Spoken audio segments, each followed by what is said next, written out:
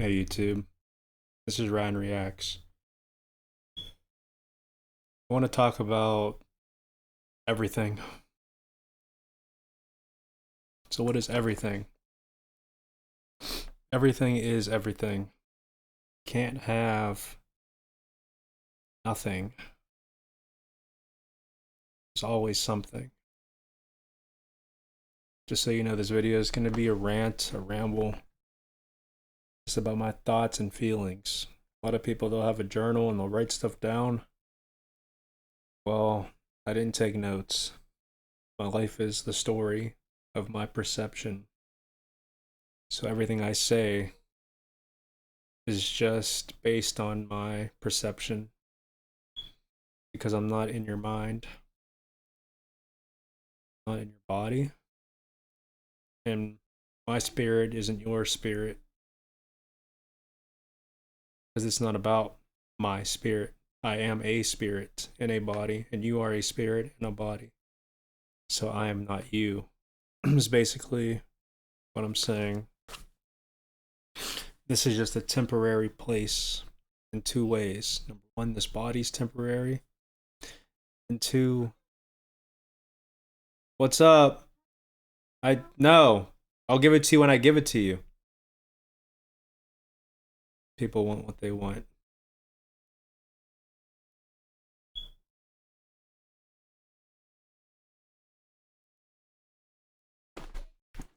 This is all real time stuff going through in life. I'm 30 years old.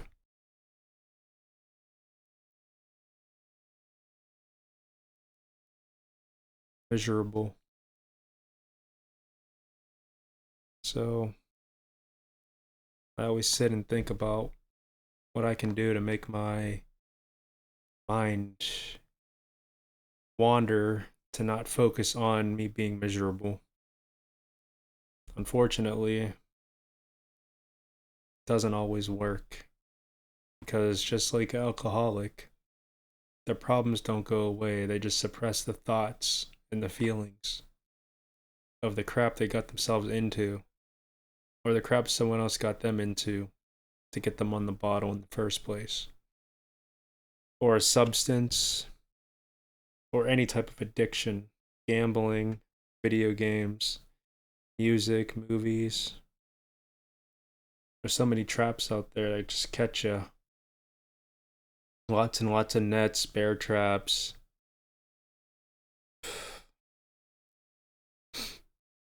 And a lot of times when you get caught in it, you don't have your safety knife or utility kit to get yourself untangled from it. Yeah, there's the occasional person that may stumble across your path while you're in a bind. They may use their expertise or their emotions to do the right thing by getting you untangled. But there's also those times where it doesn't work that way, where there's nobody around, where you got to do it all by yourself. Eventually, somebody comes across your path again, but they might not be for your interest, they might be for their interest. So, although they're helping you, they may be helping you because they want something out of it later. It's a cruel joke, and I'm guilty of it. I don't know you, but I could assume that you're guilty of it. And by guilty of it, I don't mean maybe it's happening today, but at one point in your life, or many points in your life, you've been guilty of it. You've done it, and people have done it to you. You're like, why is this person helping me? What's the motive? What do they want from this situation? What are they trying to get? They're trying to catch you off guard so they can gain your trust. And then they screw you. I have no clue. What I can tell you is I just feel lost in this planet. It's hard when you grow up with, and you know, It's gonna sound like a sob story. That's why I paused my original point. So I was gonna say, and you know, we all go through stuff. We all have our own story. People have shared with me their story. Whether the stories are 100% accurate or whether some of it's fabricated, you don't know, but all you could do is listen or ignore. But I choose to listen. I don't always react the way the person wants. The result isn't met a lot of times with the advice I could give or the reaction that they expect me to have, but I still choose to listen.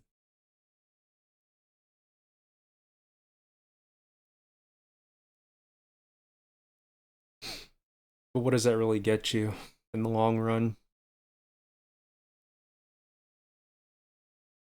It's so hard because none of us can prove anything. We all have our own belief system out there. But proving each other's beliefs to each other in a lot of ways feels like a dead end. But watering the seed today doesn't bear the fruit today. Over time, things will grow. It's meant to. You might grow a plant and get more than you bargained for, more than you can harvest by yourself. Or you might plant something and you might grow something that you didn't intend, like some weeds. Oh, the misery of being a kid in the 90s. All I do is dwell on it. Wishing I can go back to when I was asleep. People want more knowledge, people want more wisdom, people want more power. But with that comes misery, because the more you know, the more scary things are. Truth is stranger than fiction. It is what it is, right? Most people's intentions are self gratification for the short term and the long term. People want more of the short term than the long term, but there are people that are smart enough to get best of both worlds. But then again, it comes back to the same point that one day our physical bodies that I was just talking about earlier about being our temporary homes, it's not going to last. So why do people chase so many things out there that they know they're not going to be able to take with them in the next phase of existence, the next phase, the final destination of eternity? And then we could say, well, earlier you were just talking about beliefs and proof. And you're right, in a sense that can't prove it. But the fact is, even based on science, you ain't taking this stuff with you when you go. So that point stands regardless of what belief system you carry. Dad might be a millionaire. When he dies, does he take it with him? No. The people that are left behind, his legacy, do they get the money? Maybe. Do the banks get the money? Who knows? A person's going to get it. Number one, it's an illusion where we put monetary value on things. And people's whole existence on Earth revolve around it. And number two, the people that get it carried over to them or inherited, they're going to die too. So we can take that example and apply it to everything. Any type of topic. You spend all this energy to make money. Maybe you make some kids. Maybe you have a wife or a husband. I don't know who you are, what you have. But you do all these things just for it to get taken away from you. Because realistically, you didn't create it. It was already here. Sure, there are inventions, but those inventions didn't come from nothing, as I stated at the beginning of this video. It had to already have been here. The copper, the aluminum, the stone, steam, water, electricity, and things that help us the most could also kill us just as fast. Electricity can heat up our home, but it could shock us too and kill us. Can't live without water, but you could sure as heck drown in it. Water is an interesting thing.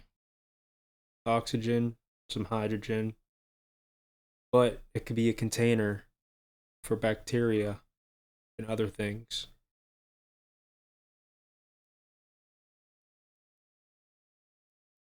It's pretty interesting. And then the ones that you supposedly love, you hurt the most. And then the ones that supposedly love you hurt you the most, turn their back on you till they need something. And again, it goes back to people being controlled, or people allowing money to control their earthly existence. It'll turn people from wanting integrity and loyalty to throwing it all away just for some money. Money makes people act funny. And that goes multiple ways. Number one, the desire of it can make you act funny. And then the consumption, spending it, can make you act funny. And then already having it, once you have it, it can make you act funny. So no matter what, money makes people act funny. Not having it, spending it, earning it, stealing it. No matter which angle you put, that's how it is. Oh yeah, you could do certain things for free, but that doesn't mean you don't care about money. It doesn't mean you're not striving for it. It just means sometimes you have to do certain things to gain the recognition, so then you can get money from those people, or the social proof aspect eventually, by building up your following, by getting people to trust you, which that goes back into trust from earlier. And we're all guilty of it. Deep down, that's why I don't like really anybody. And I say the term really to be polite. I don't like anybody. And people can say, well, you don't like others because you don't like yourself. And I can agree. Can agree. Do I agree? Probably. My mood might change later to where I'll disagree. But majority of my life, I just feel that way, where I just don't like really anybody. Because people's true colors show, depending on the circumstances. It could be a one-on-one thing where two people are just talking, but that third person that comes in can influence the way they both interact with each other, whether they may be talking one-on-one, but that third person being present may dictate the conversation, or influence the conversation rather. Or if it's a three-way conversation, because that third person that comes in might have his own ulterior motives, or he might be working with one or both without each other knowing it. So just the presence of a specific person can change the way the two individuals communicate. Because let's say if the third person that comes in doesn't know either of the two people, he might be a complete stranger. His demeanor, his presence, his look, etc., can dictate how the two people that were speaking to each other may communicate with each other and that person. And then that stranger might leave, and a whole other stranger, which could be a petite white woman with blue eyes and blonde hair. It might be a whole different thing, even if she's a stranger, compared to a big, buff, muscular black guy, with or without a do-rag, doesn't matter. May change the vibe that those two people are displaying towards each other. If it's the petite white girl, maybe those two people that were talking had a conversation with like more of like an ESP conversation, meaning being able to communicate without words. Maybe they had a discussion about sexuality and they always wanted to have a threesome with a girl, and they think maybe she's okay with that, so they're gonna try to guide the I was gonna say a situation, it's a situation, but they're gonna guide the conversation into that way to see if she's up for it. But if it's the big black guy and they are racist, they're gonna, maybe they had a discussion about wanting to harm somebody because of their skin color. So it's two different scenarios, but they have evil in their heart and they may display that. Now let's amplify that. Let's say if a fourth person comes in for both groups. So group one is the two guys and the black dude, and group two is the two guys and the white girl. Now let's say if the fourth person on group one, it's a police officer that comes in. They're gonna have a different demeanor compared to if the police officer wasn't there. Same thing, same police officer, but instead of the black guy, it's the white girl. Their demeanor is going to be different compared to if the police officer wasn't there, compared to if he was there, but it's going to be completely different from the third person being different. Now let's remove the police officer from the equation. Now let's put the white girl and the black guy, so they're person 3 and 4 with those two guys. So they're already perverted and they're already racist. So maybe they'll act a way that will display both, but they probably won't because they're going to be afraid of the retaliation, the backlash.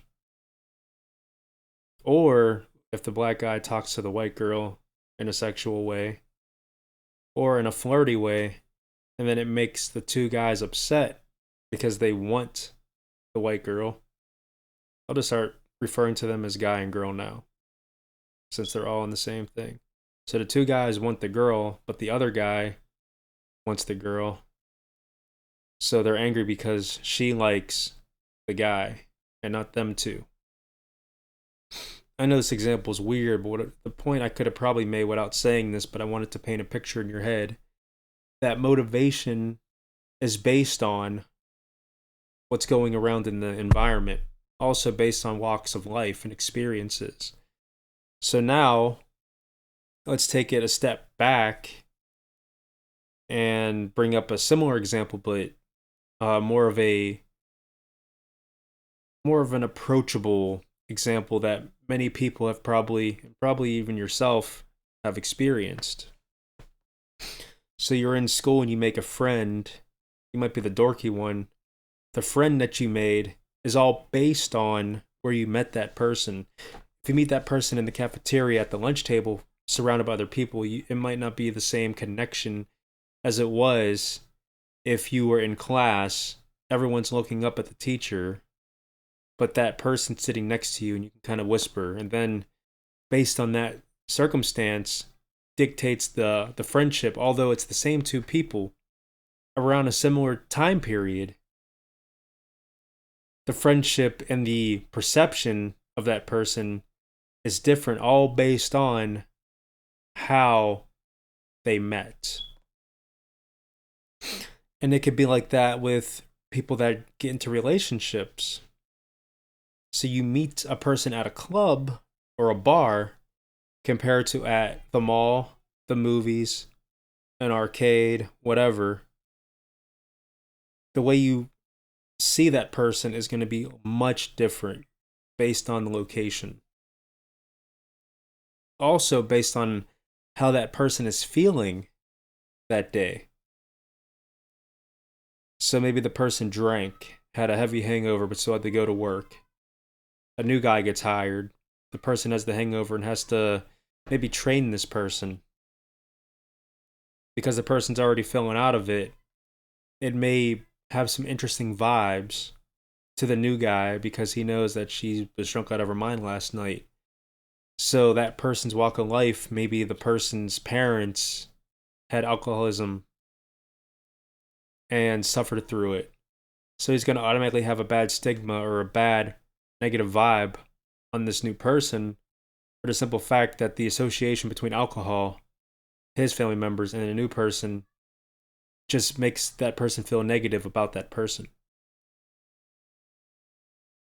And we micro manage all these thoughts without even knowing it a lot. So a lot of girls that I did stuff with and met, it was a lot of times it was just based on my business. So me being a trainer at a gym, me already being in shape, it put this, like, it most likely built an imagination on these women more than what it actually was to how I was living. So if I had met those same people in a different part of my life or in a different area, it may have been a different vibe. Same with photography. I met a few girls based on my photography, me just shooting. So they probably blew their imagination up about me more than what I actually was. And I don't want to say I took advantage of it because it wasn't a thought process of like, oh, how am I going to get over on somebody? But it was just at that point in time, because I didn't experience it and it was all so organically felt, like I feel like organically, the feeling was organic that I'm like, oh, maybe she really does like me, or maybe she wants to be with me, or whatever. So things happen, things led to the next, took pictures, did sexual stuff. I fed into it. Looking back, I shouldn't have, but I did. Maybe with the training thing, just being in shape. Just having like one night stands and stuff like that because that person was probably hurting. And I say that person not implying it was only one person, but I was just thinking of even the last time. But then again, saying it like that now makes it imply that people will make fun of me if it's not more than one person. So I had to do like a double entendre in a way. The fact is, I'm not proud of it regardless if it was 1 or 5 or 50. It doesn't matter. I'm not proud of it because spiritually it's not good. It's not good to be like that. And I get tempted every day. to just meet people to just hook up with. I get tempted every single day. Even if it costs me money. Just, because again, money makes people act funny. But I don't do it. Does that make me better than you? No. Nothing I do will make me better than you. But the double edge, nothing you do will be making you better than me.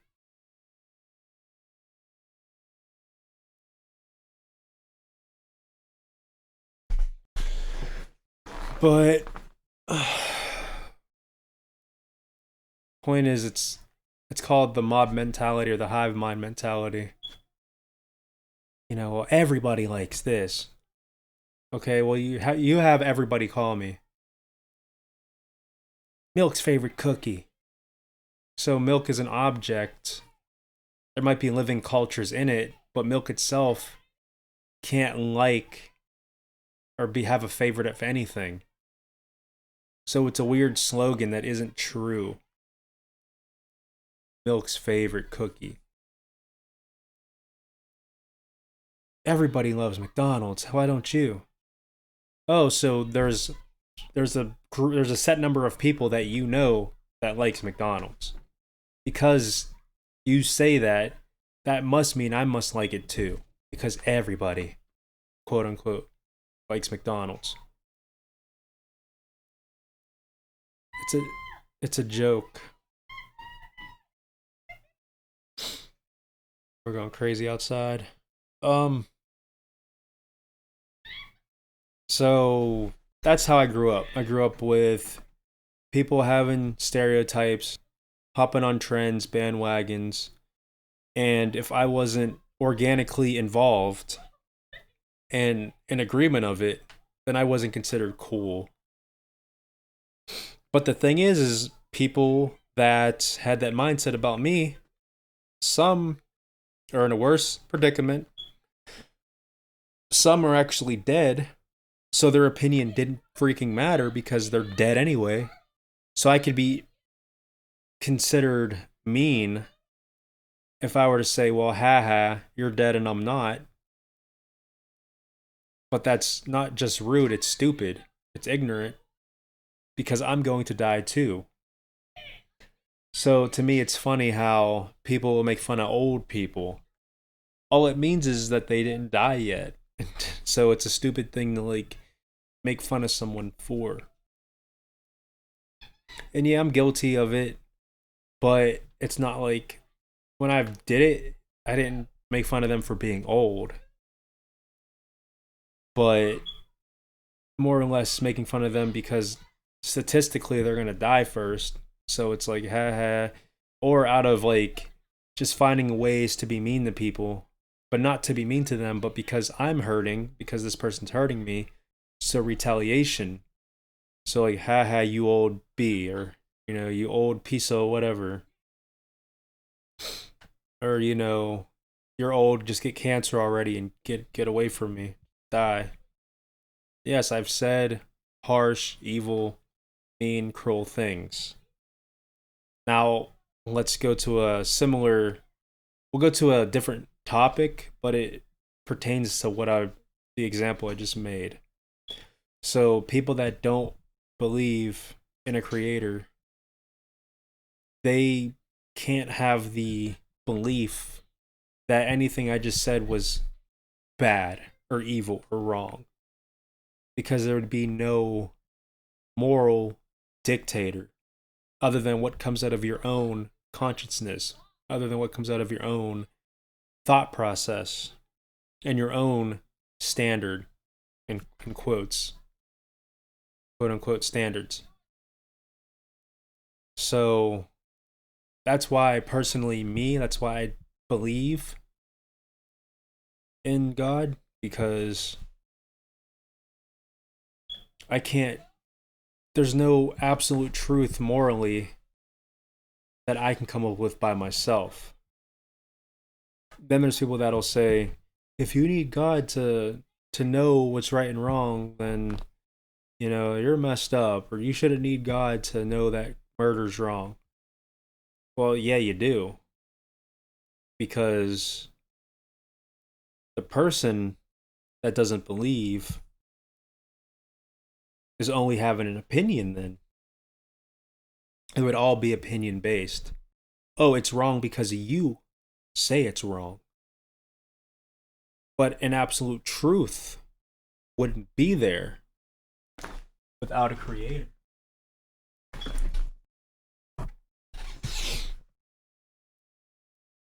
Without someone to dictate right and wrong, it wouldn't exist.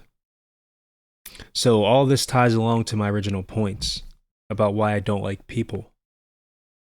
Because majority of people are atheists. They don't believe in God. They believe that they're their own God, or they believe solely in science. But all science is methods and hypothesis, not exact conclusions. Math has conclusions. Science doesn't. Well, science and math go hand in hand. Well, what's 0 plus 1?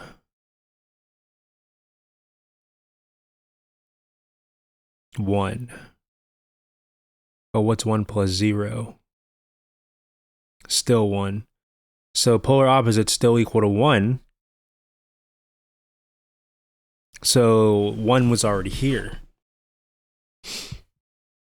Because what's 1 plus 1? 2. But what's 0 plus 0? 0. So that plus 1 can't be created with a 0. 1 is 1.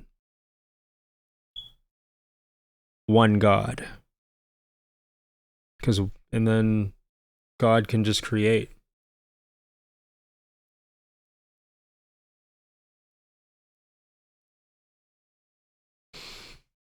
So I don't like majority of people because people are just out to get you. It's humans that are causing all this pain and misery and suffering, emotional problems. A lot of it has to do with their upbringing, but not all of it. A lot of it is their own self-fulfillment, selfishness, and people are lazy. People don't care. It's heartbreaking.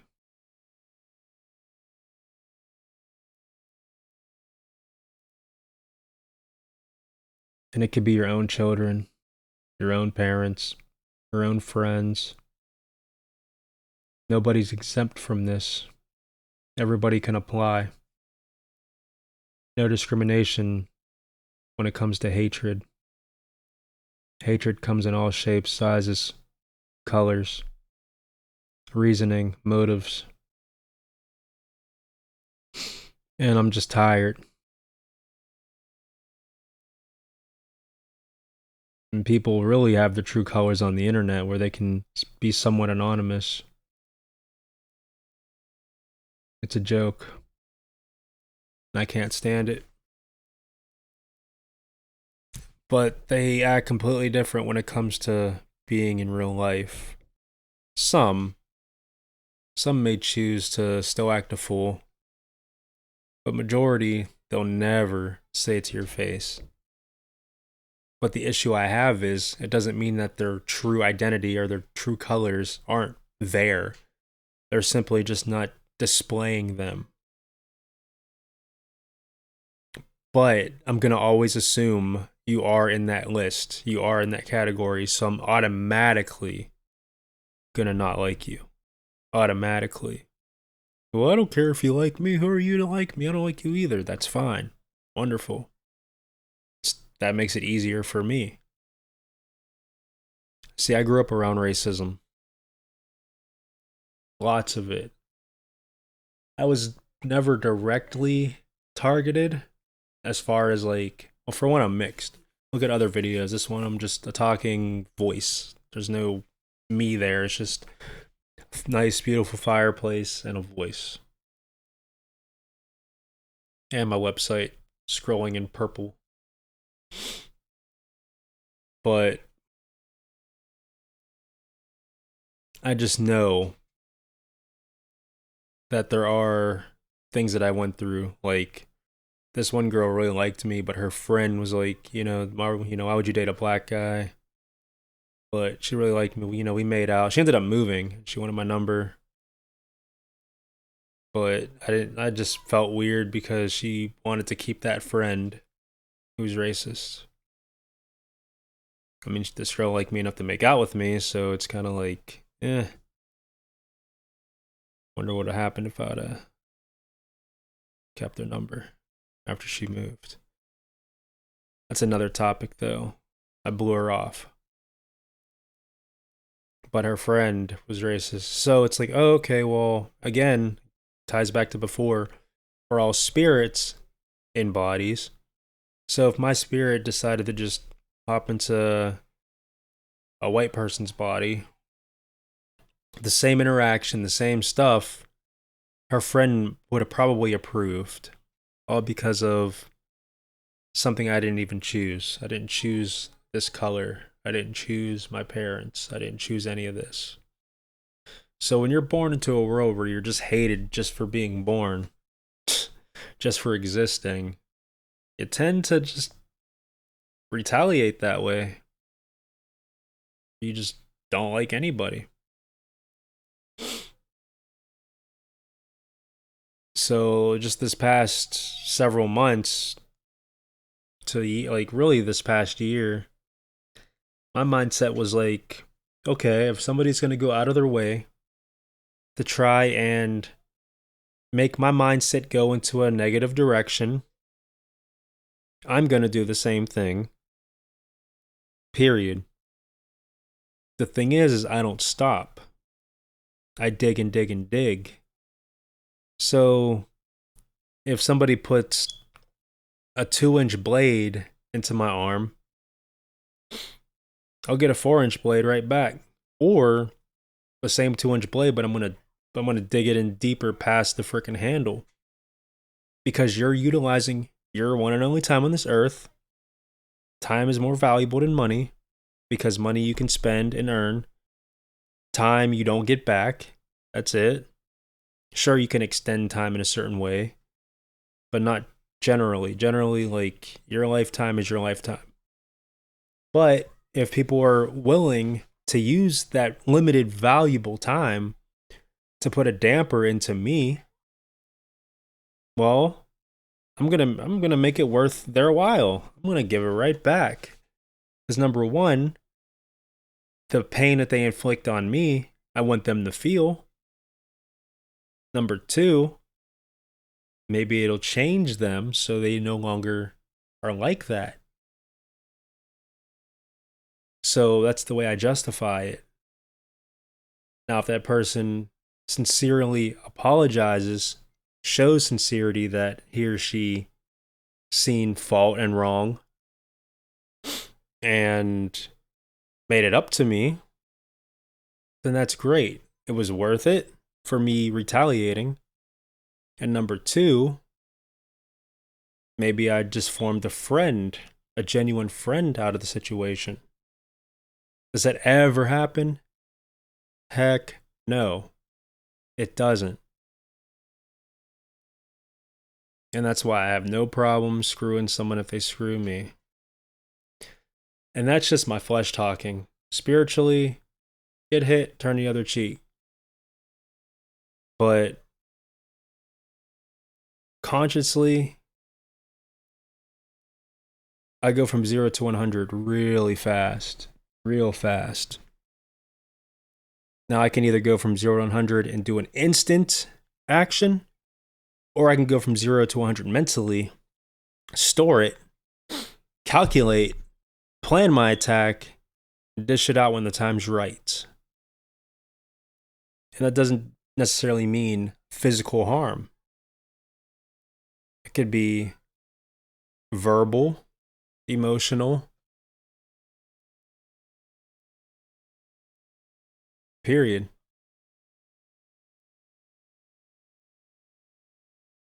But I am starting to ignore a lot of people because it just makes it so much easier to just ignore people. But I can't help it a lot. And I see a comment and I'm going to have to respond to it. I can take criticism well. People may have this opinion where I can't take criticism. That's false. I can take constructive, helpful criticism. Even if the original comment seemed to be rude, like, bro, your colors are off in your edit. Bro, the composition's bad or the pose is bad. Or, you know, whatever. That's fine. A lot of people can't handle that. But if somebody says, your work sucks, and I go to their page and their work is worse, I will go out of my way to make a video exposing how they're full of crap. Period. Because they should have kept their freaking mouth shut. You want that 2 seconds of fame? I'll give it to you. And that's coming from somebody with no fame. So you do the math. You're way down deeper than me. I mean, I literally feel like those angry black women out there, and it's not racist for me to say that, it's just my walk of life. And you can probably agree, a lot of them, what you say? You look at them wrong, they already got the frickin' pan in their hand, ready to bash you. They got their frickin' spray in their purse, held like it's a gun, ready for you to walk up, or for you to walk up so they can pull it out and spray you in the eyeballs. Frick you say to me? You know? Like, that's how I feel a lot, where I'm just always on this, like, attack mode, where I'm just analyzing, looking at my surroundings, waiting to pounce. Waiting for someone to just say the wrong thing. Like, I wish you would. And online, waiting for you to type out the wrong thing. You got the wrong one today, kind of thing. You gonna learn today. And it's just something that I grew into. Because, again, see, you notice my trend? I bring up topics, and then I tie it along to future topics, which will then tie along to my original points. So, again, my past and being ignorant, being asleep, I wish I can go back to that, to where I was naive and I didn't understand the social cues. I didn't understand hints. I didn't understand people being phony. But now I do. I know just about every warning sign out there when it comes to people, based on the way they look. And I don't mean like judge a book by its cover, but I mean the way they physically, like the way I said it wrong. Not the way they look as a person, but the way they approach and their eyeballs, like the way they stare. The way their posture is, arms being folded, legs being bent, eyebrows being scrunched with the forehead lines, based on their location. Are they in the alleyway? Stuff like that. So based on context, I can already get a picture. Then based on what they say,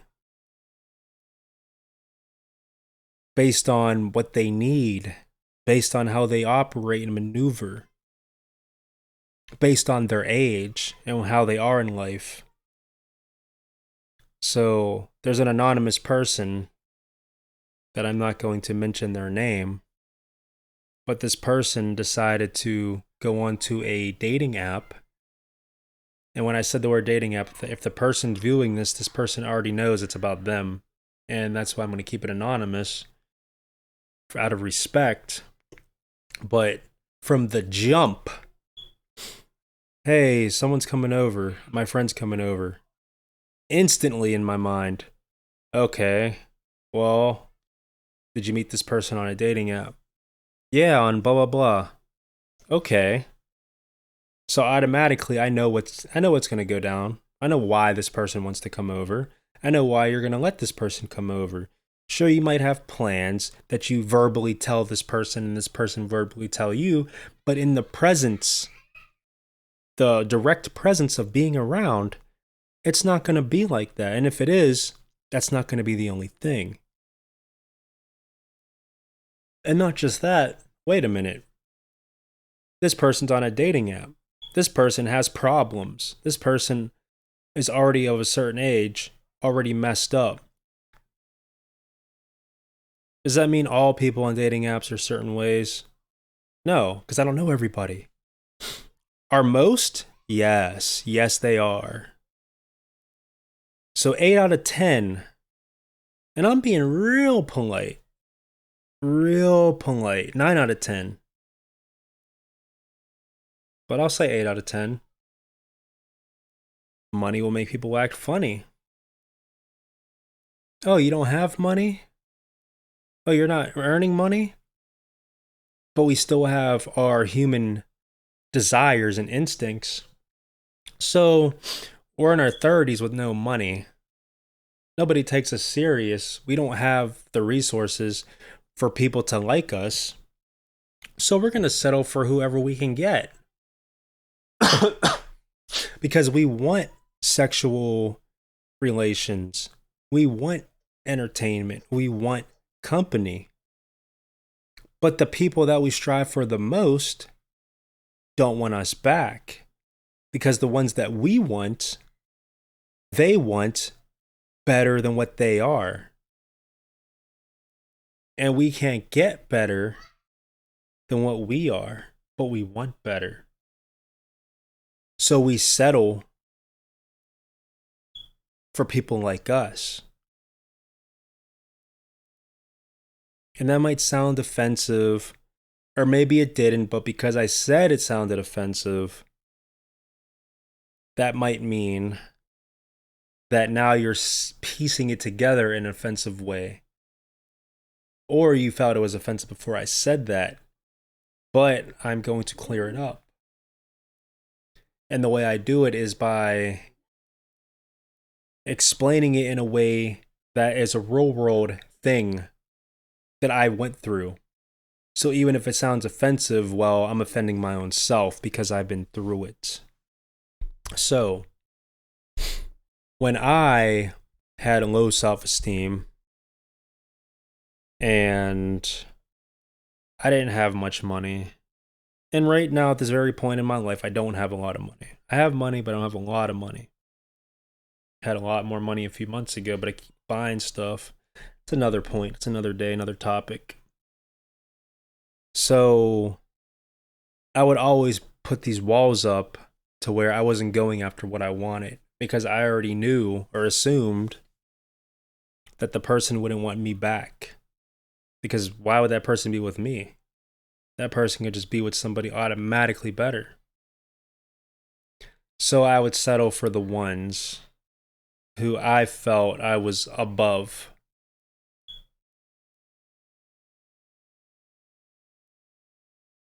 Whenever I started building my confidence, I started raising my standards for people. So whether it's to just sleep with or hang out with or whatever with, I would ignore people that I deemed beneath me at the time.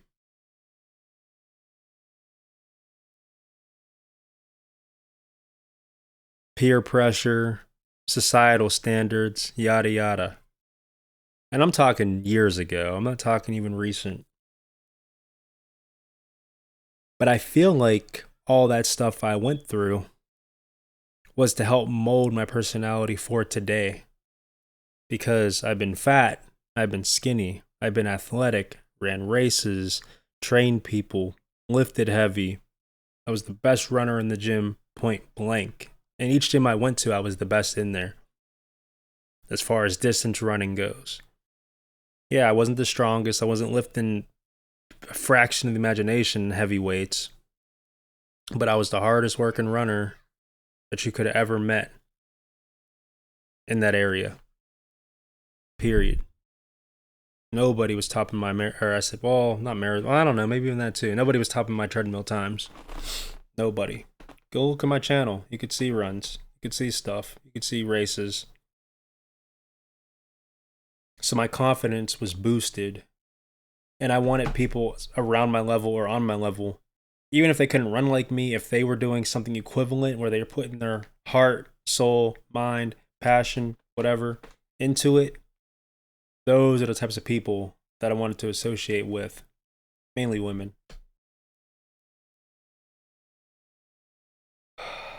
I used to drink. I used to do certain types of drugs. I used to smoke cigarettes. So when I would smoke cigarettes, I would be content hanging out with people that also smoke cigarettes. It was a social thing to do. And let's just, misery loves company. Let's just kill ourselves together. So that's what I was doing, whether it was on a lunch break, aka the smoke break, whether it was just hanging out at the mall or whatever, smoking cigarettes. Then it was the weed smoking and the drinking, although I wasn't a big drinker.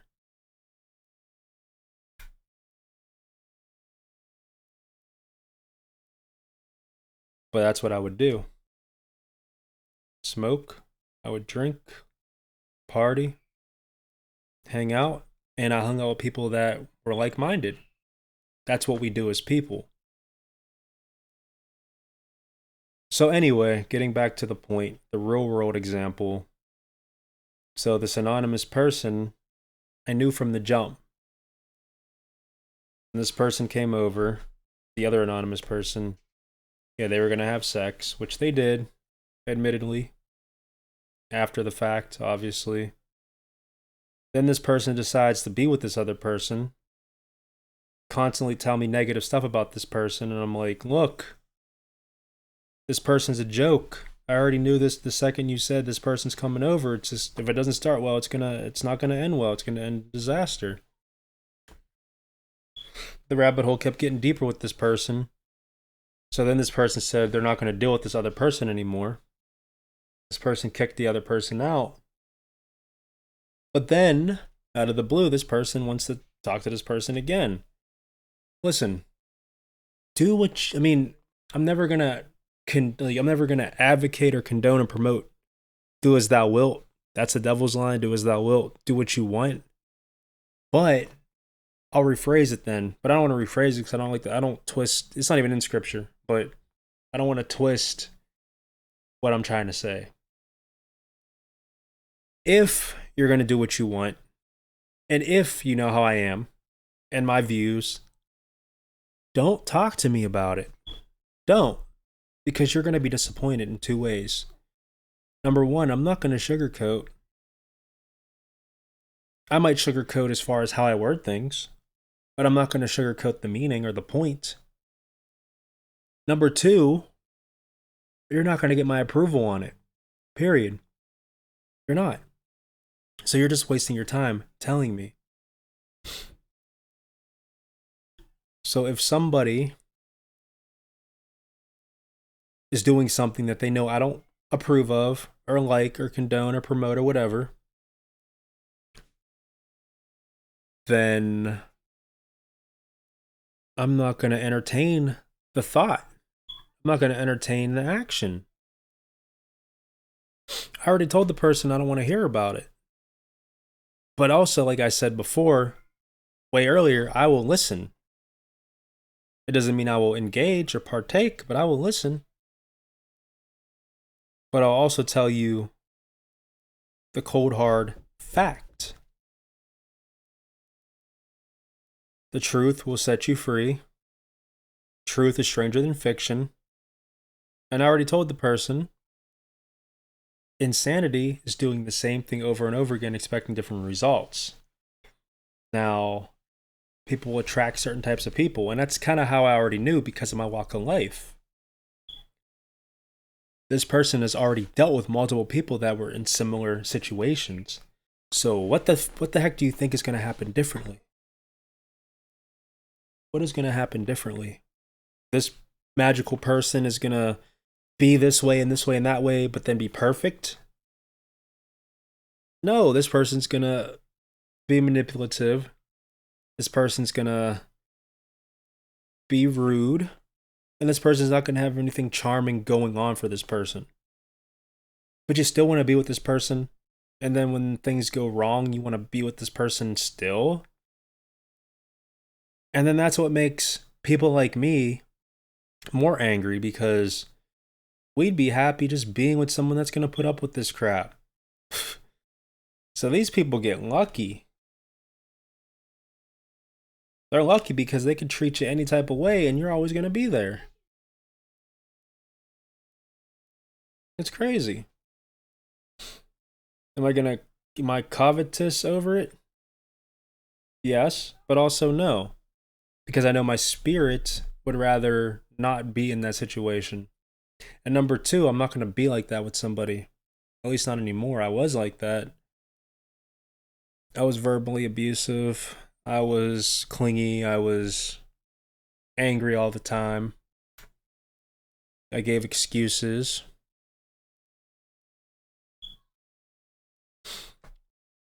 But being that I don't even like people anymore anyway, I'm never going to put myself in a situation to be with somebody where I can be like that, or for that person to influence me to be like that towards them. Because I'm done. I give up.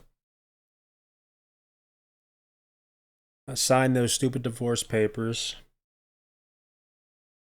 And I'm done with people. I'm done. I'm not angry. I'm not bitter. I accept it. I accept it. Am I happy about it? Far from it. But again, it all boils back to why I want to go back to sleep. But I can't. No matter how much I beg, pray, it's not going to happen. I'm stuck. I'm stuck in 2020 and beyond. I'm stuck. I would give just about anything to go back even 10 years, let alone 20 years. I would love to go back to 1990. And I know that's 30 years, but I'm just saying, even 20 years, the year 2000 would be a blessing.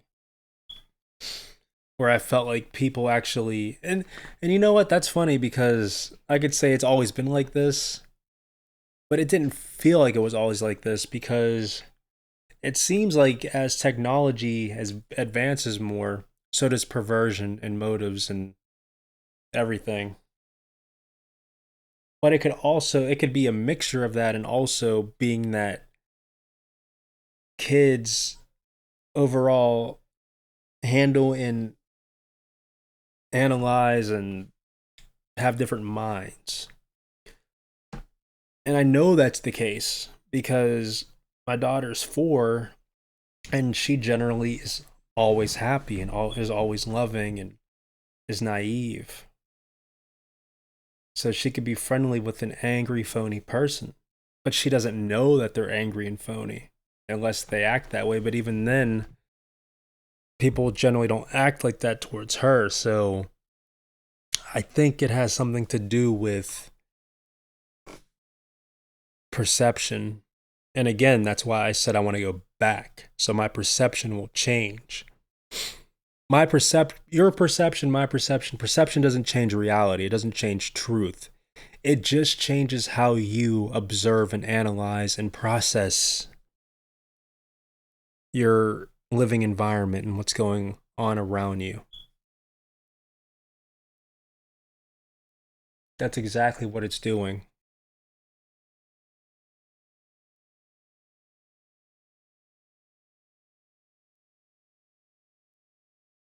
And it's weird.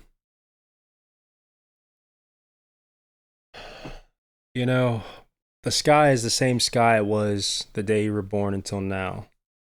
You look up and it's there. But I remember being a kid and I would close my eyes. And then I would just imagine stars. Certain nights I'm able to see those stars that I would imagine. And I would look up at the stars. And the way I would observe them and process and my perspective on life, I was able to enjoy the moment.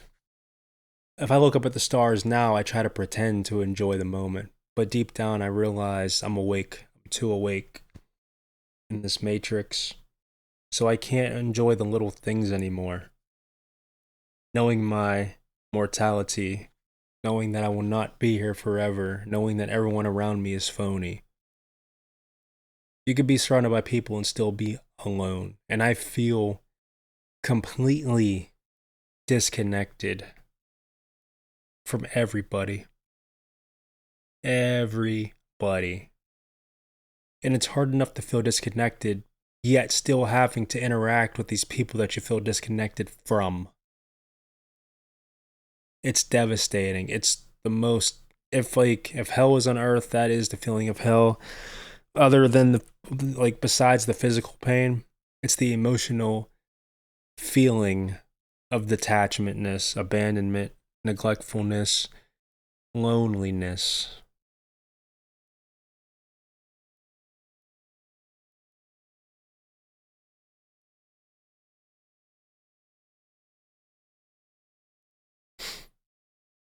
And I don't feel like I'll ever change that perspective again. Once you get tapped in, once you dig deep down the rabbit hole as far as me, or as far enough to have that same perspective on life, there's no climbing back up. You've reached the dead end point. But the rope has long been ended, and you just fell and hit the ground and you are stuck. And there's no materials to build yourself a ladder to climb back up. You are at your breaking point. You are there. That's it. And if you don't believe me, remember, like I said before, everyone dies. Everyone has a physical death. So, your own mother that you may love will die, if not already dead. So you're going to be alone in that regard. You will no longer have a mother, father, brother, sister, husband, wife, boyfriend, girlfriend, grandparents. A lot of people's grandparents are already passed on. So you're alone in that regard. No more grandparents. Your friends. So there's going to be a point where all you're left with is your enemies. And even if they're not physically dead, even if they're not the ones that are the furthest from you, your enemies can be the ones, again, that are closest to you.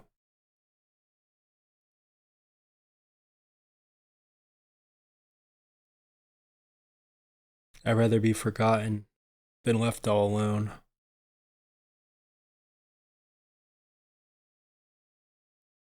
And then the devil's very clever because of all this distraction and deception.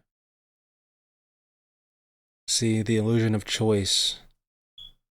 It's an illusion that you get to pick, but it's also an illusion that things matter. Red versus blue, Dems versus Repubs. You know, there's sinners on both sides. There really isn't a side, it's an invisible line. It's an imaginary line. The left wing, the right wing, they're all on the same bird, my friend. That's why they're called wings. Same dang organization. The number 1% of the world controls it all. And we're just spectating and observing and being treated like pawns in this Ponzi scheme, this pyramid on the back of your dollar bill. It's a pyramid scheme. And the all-seeing eye of everything is watching over with their drones and satellites and tracking us through the internet and the airwaves. Satan's what? He has the power of the air? Well, the air is what is broadcasting all of this. Even you hearing me right now. You're hearing me say all these things. And what do we do about it? Nothing. If you made it this far, this is crazy, because I ain't done yet.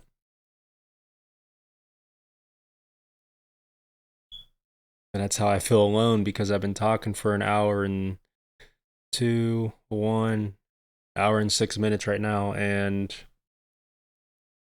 I'm talking to myself, and I know that no one's watching this. And if you are, I'm still alone because you're not with me. And you are probably somebody I don't like, or somebody that doesn't like me. Or maybe your opinion changed about me based on this whole hour and 6 minutes and 27 seconds right now. But really, does it even matter? If it doesn't matter if people don't like me or you, life still moves on. And if everyone liked you, then you're being phony, because that means you would have to literally bend your will for everybody, right? If nobody likes you, you're either doing something severely wrong or something severely right. Stirred conflict is a way for people to feel alive and to learn stuff. My own ex-wife tells me every day she doesn't like me. Does it hurt? It doesn't hurt that she doesn't like me. That doesn't hurt. What hurts is my ex-wife not liking me. That's the same thing. No, it's the same person, but it's not the same idea. I would rather just have a wife that likes me. That's it. No matter who the wife is, if it's a wife, and I don't just mean any wife, but wife material. She never was. And my husband material, I mean, that's hard to say. If I was with the right person, but that makes me not husband material because there's no one out there that's wife material. So with no wives out there, there's no reason to be a husband. And now I gotta wait for her to die anyway in order to remarry, according to scripture. So I am way past my breaking point. Well, if if you're gonna go to hell anyway, why don't you just do what you want? There's no point. Because knowing that is gonna make you suffer, even if you're doing what you want on a flesh level. And again, that ties all the way back to what I said about trying to suppress those feelings by living in the now. If you recall that. And I still feel like there's hope for everybody. Just because I don't like somebody doesn't mean I don't love them. And that's the point I've been trying to make the whole time. I love you. I love you enough to tell you the truth. I love you enough to wish you the best. I love you enough to want you to make it. I don't want anyone to go to hell or to lake of fire. Not at all. I don't want that for anybody. But if my worst enemy went there, would I be okay with it? Yes. If people that deserve to be there, we all deserve to be there. But what I mean is, like, if a serial killer or rapist or whatever went there, Would I be okay with them being there? Yes. Would I feel bad? I would feel bad because that sucks. But oh well, better you than me, right? And the Bible even says that too. Lean on your own salvation, or it's work on your own salvation with fear and trembling. So you could try to help other people all you want, but you need to focus on your own salvation. Period.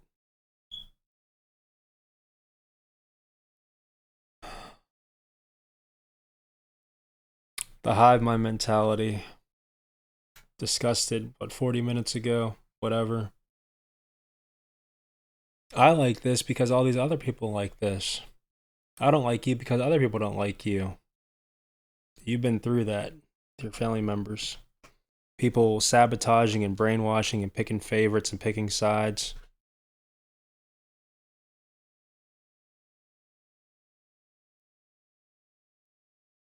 Even if you have a therapist or whatever, it's a joke. That person's getting paid. That person has their own problems. Do mailmen deliver their own mail to themselves, or do they have other mailmen? So does a therapist need another therapist to help them get through things? Then they shouldn't be a therapist then, right? Because that'd be illogical, because if I'm seeing you because I need help, but you don't know how to help me because you need help, what the heck? I might as well talk to the person that's trying to help you. Because obviously you can't do it, and they must be better if you need them. Right? So it's all a joke. And even if it was genuine or sincere, then they use the excuse, yeah, well, yeah, we can't interact with each other after because it's a conflict of interest. I'll lose my job. That means you didn't freaking care in the first place. Because you care more about your job than the client. It's a joke. It's always been that way. My entire life has been one lie. What a miserable existence. You're so deep and depressed, RyanREAX. Why? I don't know. Because I'm in this reality that I didn't choose to be here. Surrounded by people that phony and fake. Now, why do you make content? Because like I said a while ago, my whole mindset might change later. If bipolar is real, I definitely have it. And I'm trying to get you to wake up and understand stuff, you know?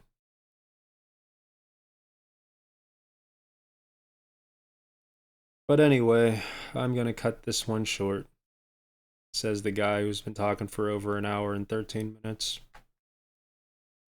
I pray that you seek salvation with all your heart. I pray that you stop being phony. And I understand this will be, I'm going to make a part two to this. Some of the highlights of that will be, well, if you're too real, the ones that are fake are going to sabotage you. So you have to be fake in order to blend in with them.